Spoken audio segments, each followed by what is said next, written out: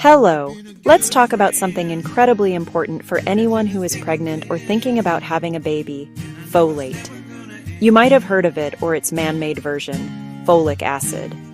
Folate is a type of B vitamin, and it's a real superhero for growing a healthy baby. Its most famous job is preventing neural tube defects. These are serious problems that can affect a baby's brain and spine, like spina bifida.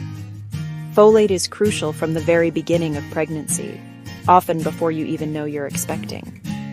It helps build your baby's DNA and lets cells grow and divide properly.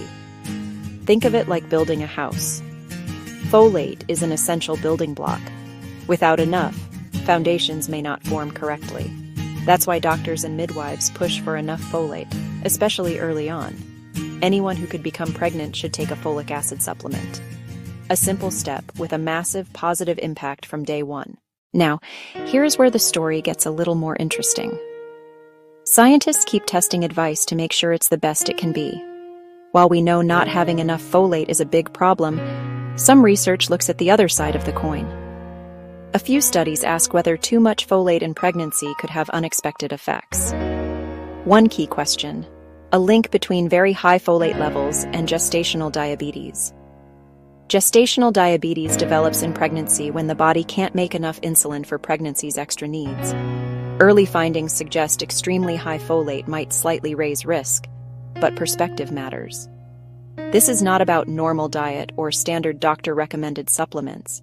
It refers to much higher than average levels from high-dose supplements, plus lots of fortified foods and folate-rich diets together. So, how could too much folate be linked to gestational diabetes? The answer may lie in the placenta. It's the life support system for your growing baby, providing oxygen, nutrients, and removing waste, while producing hormones essential for pregnancy. Those hormones normally make you a bit more insulin resistant to keep baby fueled. Researchers think very high folate might interfere with that control center. Picture overload. Excess folate could alter placental function and change the mix of hormones released. That might increase insulin resistance, making blood sugar harder to control. If locks get stiffer, the body must make more insulin keys. If it can't keep up, sugars rise. This might sound confusing, but practical advice stays simple. Don't stop taking your prescribed folic acid supplement. Standard recommended dose is usually 400 micrograms daily to prevent neural tube defects.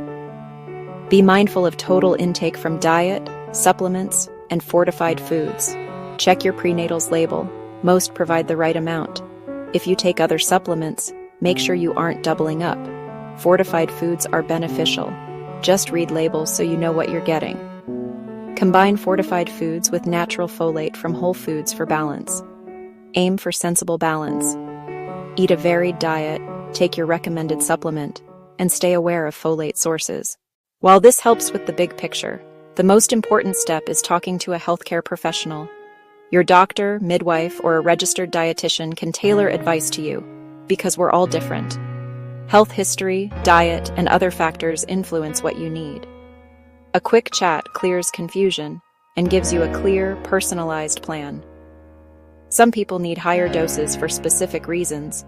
Never change your dose without medical advice. Ask about your prenatal dose and total folate from diet and fortified foods. Focus on a balanced diet, take supplements as advised, and keep the conversation open. Your best recipe for a healthy, happy pregnancy.